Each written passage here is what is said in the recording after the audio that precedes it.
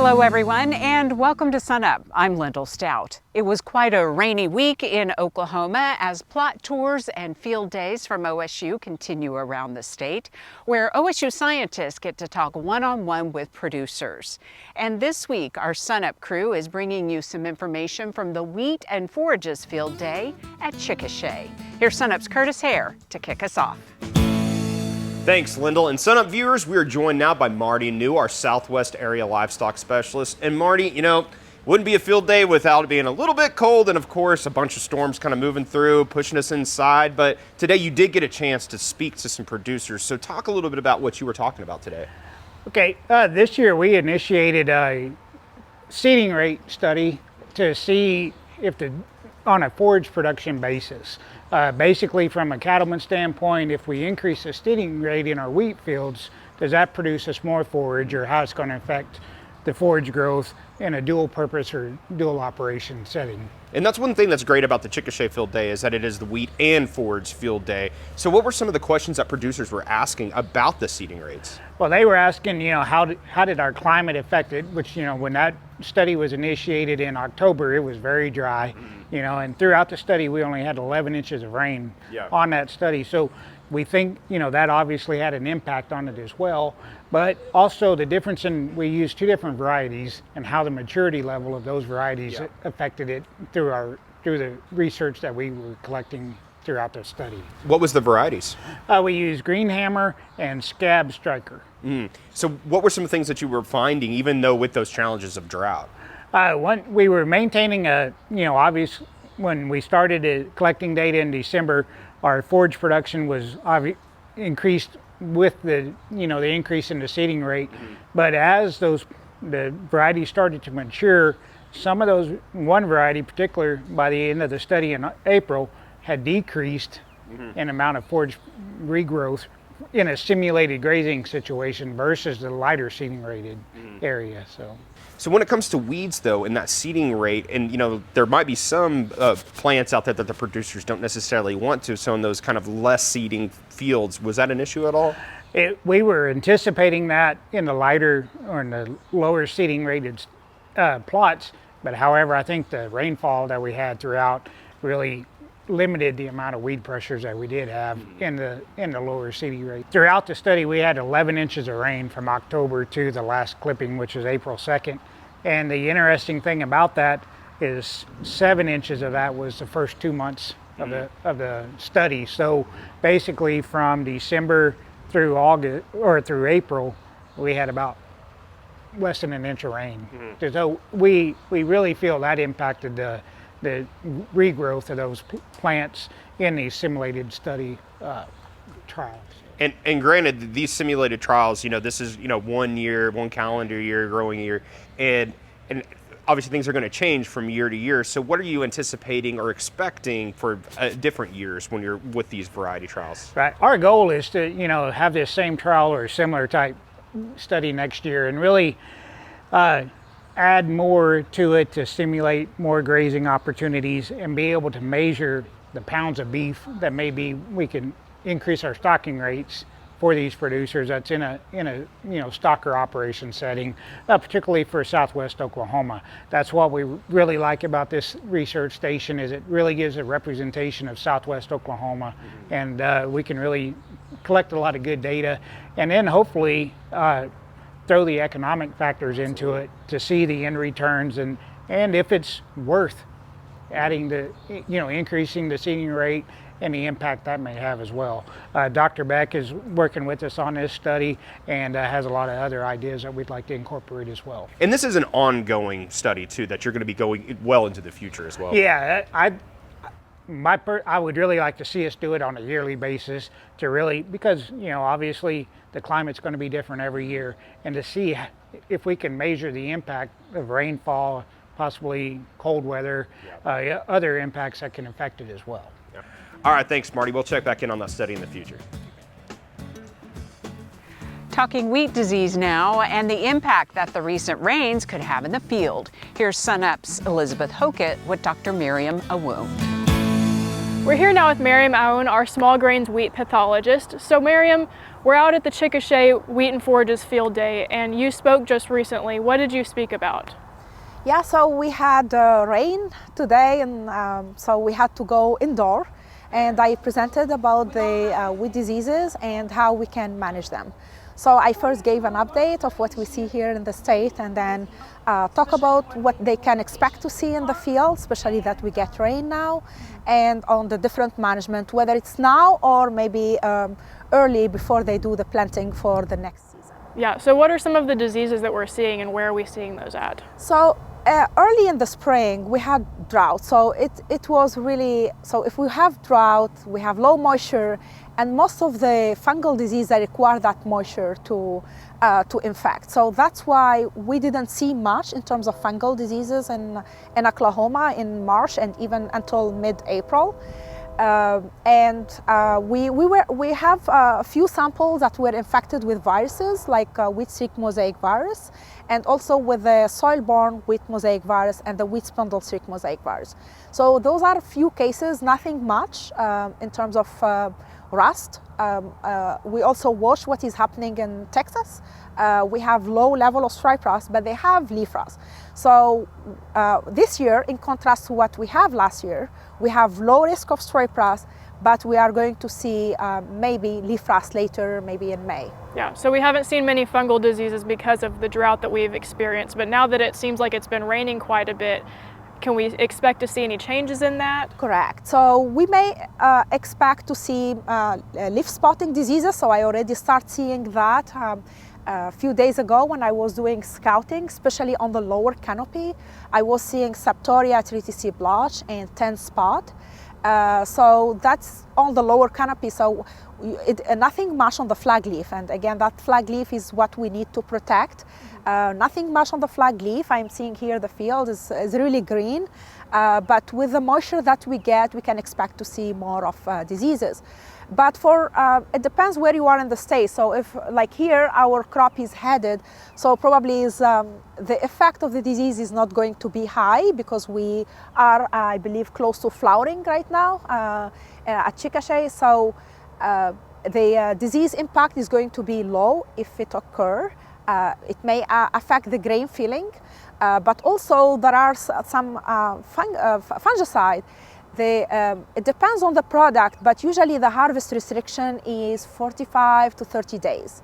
So also we will be limited on what fungicide we can use if we pass that flowering stage. So at this point, if we see any leaf rust or leaf spotting diseases, will that impact the yield at this point?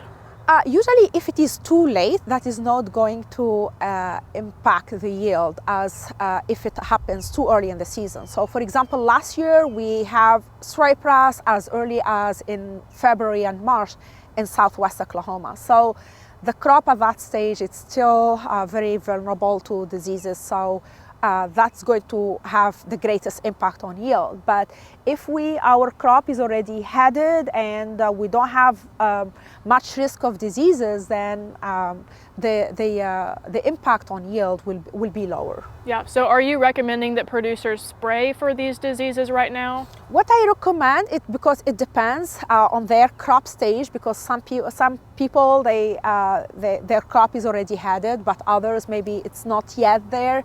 So what I recommend is to keep scouting their fields. If they start seeing diseases, they can spray if they are in that stage where they can still use fungicide. All right, well, thanks, Meriem. We'll keep an eye on the wheat fields. Thank you. Yeah.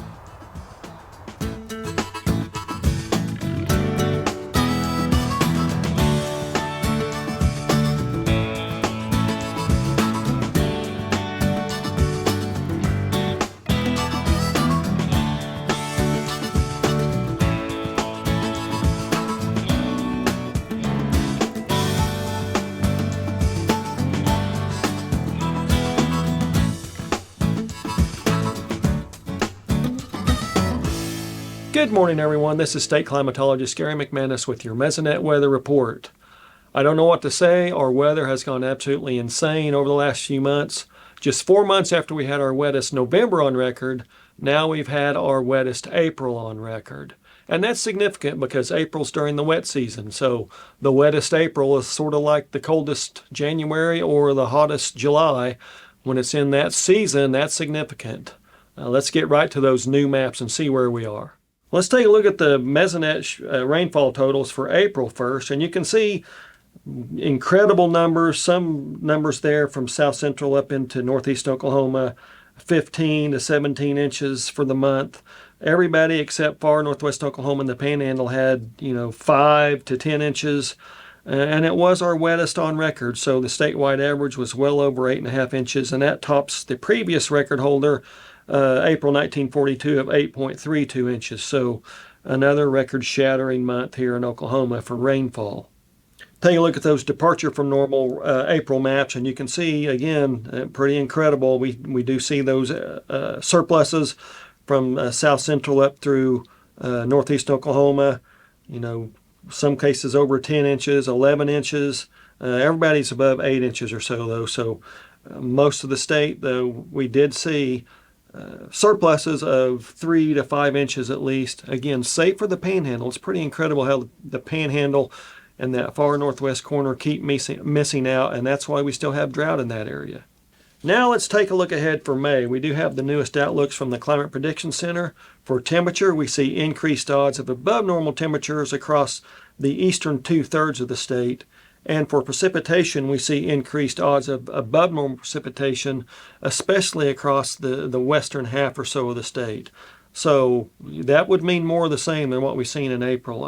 Hopefully, the western parts of the state get the additional rainfall that they've missed out on over the last month or two. Now for the drought outlook, given those temperature and precipitation outlooks, we do see most of the drought expected to be removed as we get to the end of May. However, that little bit up there in far northwest Oklahoma, in the Buffalo, Beaver, Roger Mills County areas, it's expected to remain, but improve. So hopefully we'll get rid of that severe drought at least.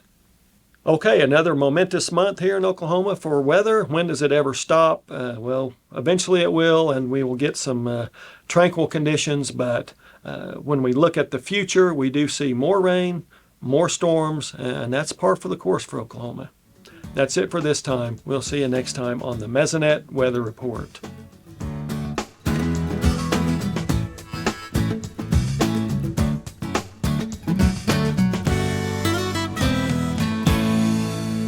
I'm Derrell Peel, Extension Livestock Marketing Specialist at Oklahoma State University. Cattle markets continue to move very strongly. We've got prices continuing to move higher. One of the reasons for that is the fact that we've had a lot of rain in Oklahoma the last few days, couple weeks, and kind of running counter to the general forecast, but we'll certainly take it. It's got a lot of moisture. We're off to a good start with pasture and hay production, and so that sets us up pretty well. We don't know what the summer's going to bring, but at least we've got a good start for right now.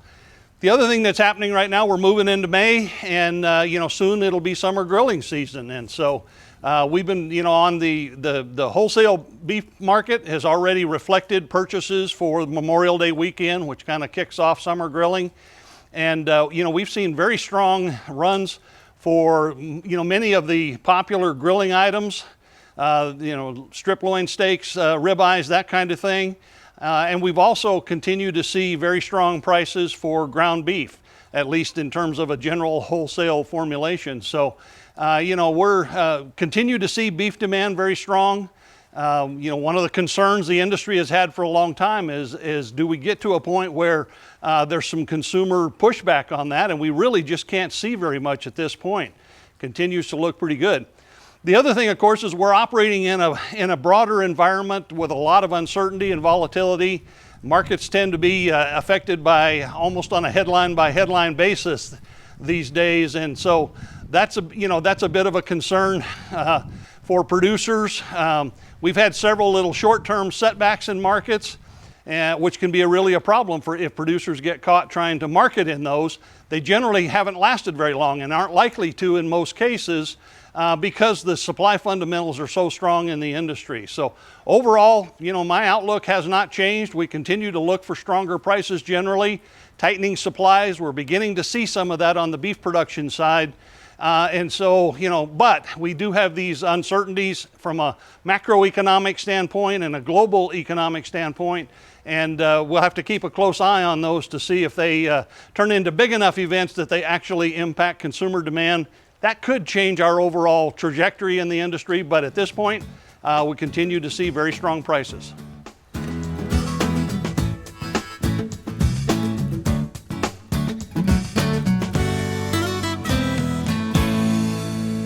Good morning, Oklahoma, and welcome to Cow-Calf Corner. Our topic this week is to revisit, like we do annually this time of year, a little bit about cattle working facilities and what we get into. And it's that time of year when a lot of us, whether we're vaccinating calves for the first time, bringing in cows to potentially synchronize an AI, we take a look at facilities and give thought to maybe ways to improve or build upon what we've got. And our topic is really to get into the discussion about a sweep tub versus a bud box. Most all working facilities are going to have the chute itself where we actually have a head catch, potentially a means to squeeze, but that's where we're going to contain animals. We're going to administer vaccinations, do preg checks, whatever the case may be. The animals are actually going to be in the squeeze chute. Leading up to that, we're going to have an alleyway. There's a lot of different alleyways that can be built or that are on the market. Some of those have got vertical sides that adjust in and out. Some are a little narrower at the bottom, a little wider at top to prevent that temptation of animals trying to turn around.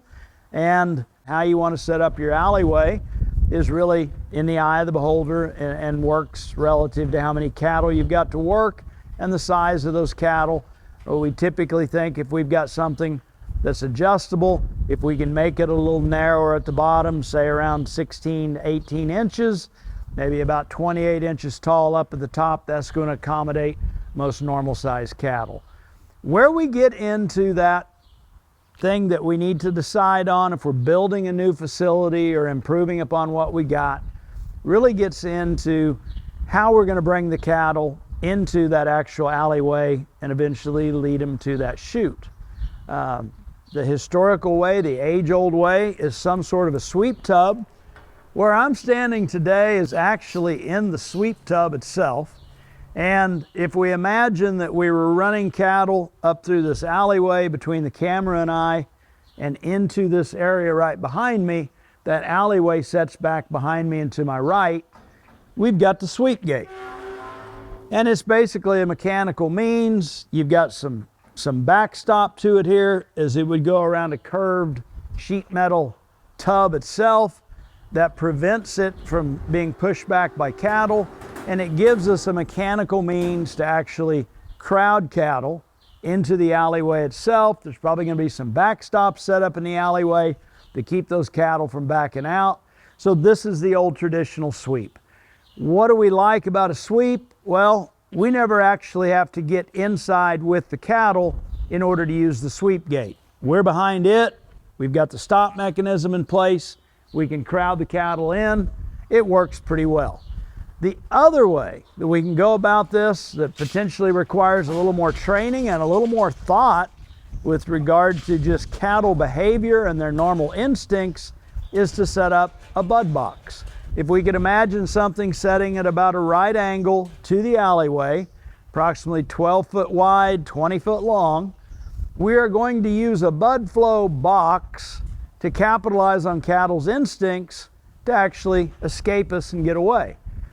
A bud box has got the advantage of being able to be set up on a temporary basis. We can use some portable panels to actually set up a bud box. And so it creates the opportunity to try it, see if it works for us, see if we like it. The thing about a bud box, you need to be in the box with the cattle. So one of the decisions is to, on the comfort level you've got and actually being in the box with the cattle in order to get them to go where they want. There are some hybridizations of these that we find on the market anymore. Something that is set up to capitalize on the bud box and cattle's normal instincts, but can keep the operator on the outside of a bud flow tub, if you will, for lack of a better term, where walking by creates that path and their instinct to escape and go back. So you will find some things that kind of are somewhere in the middle of the traditional sweep tub versus a bud box. I hope this helps, and if you're improving upon facilities this spring, give thought to what kind of a crowding mechanism you want and works best for you and your operation. Thanks for joining us on Cow-Calf Corner.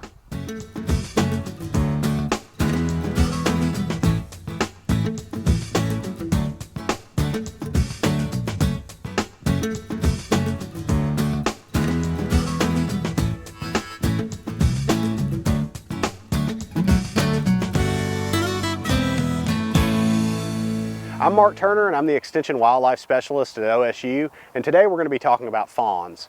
This time of year, a lot of landowners are going to start seeing does with fawns out on their properties, or maybe they just see fawns by themselves, and there's a lot of concern for whether that fawn's abandoned or whether they need to do something, and also what landowners can do to maybe help increase fawn survival. There are several things to consider whenever you see a fawn. The first and foremost is don't touch it, because most likely that fawn is not abandoned. Its mother's probably close by, could even be watching you.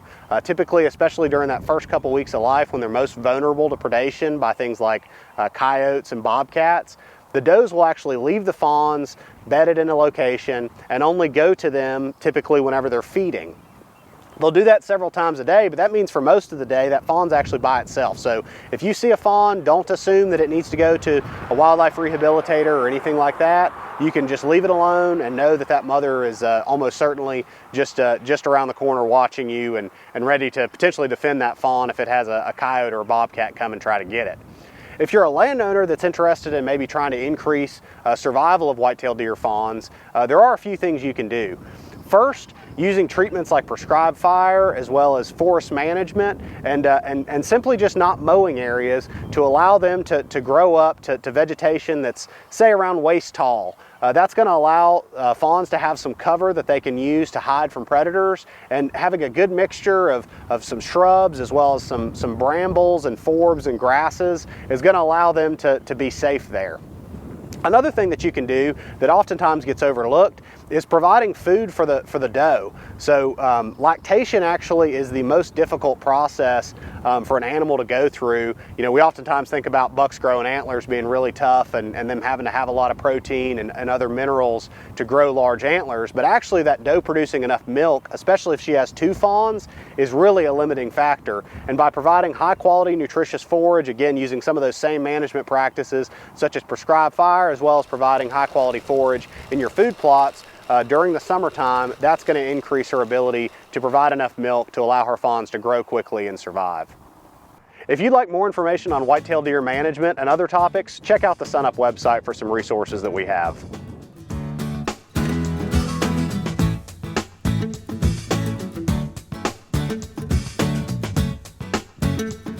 Finally today, we head back to the field day at Chickasha to learn about this year's coaxium trials and the continued efforts to improve Oklahoma wheat.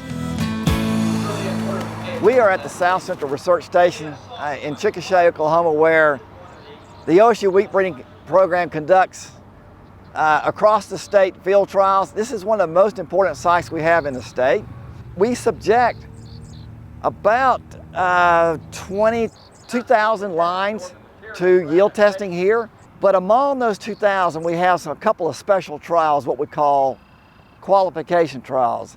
We are simply trying to qualify the release of both Clearfield and coaxium adapted lines. So I'm standing in fact in front of the Clearfield qualification trial, and behind me would be the coaxium qualification trial. Very different genetic material in each of those experiments.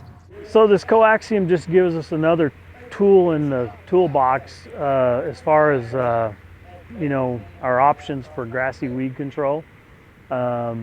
Maybe if you have some rye problems, we can look at those coaxium varieties for that, and rotate with the Clearfield products in different years, so we don't rely too heavily on one technology. So we use a 2X rate, a 2X commercial rate. We use a different form of the herbicide, a little bit hotter, and we use a pretty hot adjuvant. Those three together give us a pretty stringent look. And as can be seen, beside me, the wheat is doing quite well because it has been selected before for this kind of herbicide tolerance, but we just have to show it. We have to show it in a very systematic way. I think we're, there's still a couple of these that maybe look a little more favorable than the others, but not too many surprises for me anyway. So basically, I mean, we have these breeder increases so that we have the smaller fields here, so we can pay closer attention to those, and that's where we get our seed to go plant in our larger fields this fall, and so that we just help maintain our purity and seed quality better from these smaller fields. The big difference from this year and last year is I would have already collected not one, but 2 different notes on stripe rust susceptibility in our breeding material. Well, now we haven't had that opportunity this year, but the note that we had last year will be lasting enough that we can get by this year without it. But that was a game-changing moment in the program to have that kind of pressure here at Chickasha. It may not have existed in producers' fields, let's hope not. It was pretty severe here. And I was able to basically reshape the program and orient it towards a much higher level of resistance than what I had going into last year. This year, it may not be stripe rust, it could be leaf rust, based on what we know is going on down south. I'll take what we can get. Oklahoma wheat producers, do you ever have questions regarding your operations that need quick answers? Well, the OSU Wheat team developed a group text chain that will give producers direct access to Extension State specialists. Just by texting the word wheat, you can get timely updates on disease occurrences, wheat management, upcoming plot tours, and the latest applied research findings. You can also reach out anytime with questions or observations from your field. To learn more, just go to sunup.okstate.edu. That'll do it for our show this week. A reminder, you can see us anytime on our website and also follow us on YouTube and social media. And remember, you can stream us anytime at youtube.com/SUNUPTV. I'm Lyndall Stout. Have a great week, everyone, and remember, Oklahoma agriculture starts at sunup.